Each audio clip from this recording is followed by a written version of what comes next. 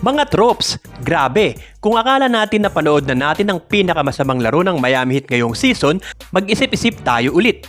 Dahil ang laban kontra Indiana Pacers, isang salitang bagay, nakakahiya.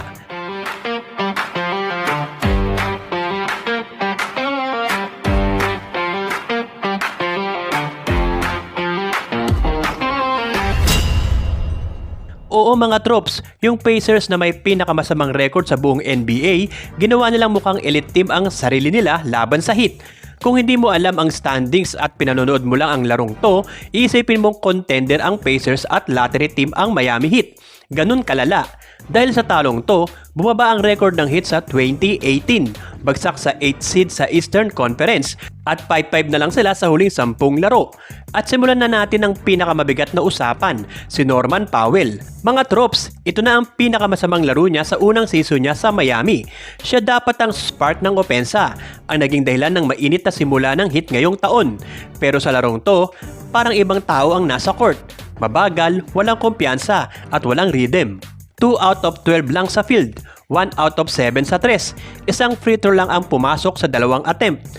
6 na puntos lang buong laro, may kasamang 4 na turnovers. Mga tropes, hindi pwedeng ganito ang laro ni Powell kung gusto talagang manalo ng Miami Heat. Pero hindi lang si Powell ang problema. Si Bam Adebayo, na isa sa pinakamagaling na defender sa buong mundo, kailangan talagang mas maging agresibo at mas involved sa opensa. Sa larong to, wala ang dating Bam. Kahit sa depensa, may mga pagkakataong hindi siya dominant. Isipin nyo to mga tropes, game worst -23 sa loob lang ng 25 minutes. Sobrang bigat nun. Nagtapos siya na may 13 points, 9 rebounds at 2 assists, pero hindi maramdaman ang presensya niya sa laro. Kahit anong gawin ng Heat, kung hindi maayos ang laro ni Bam, mahihirapan talaga ang team.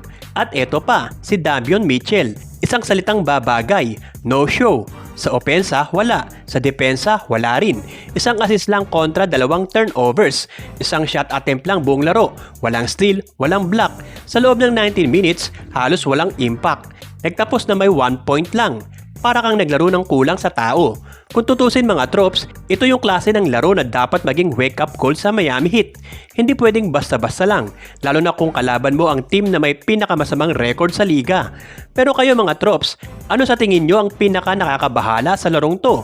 Ang bagsak na laro ni Powell, tahimik na Bam, o invisible na Davion Mitchell? I-comment nyo na yan.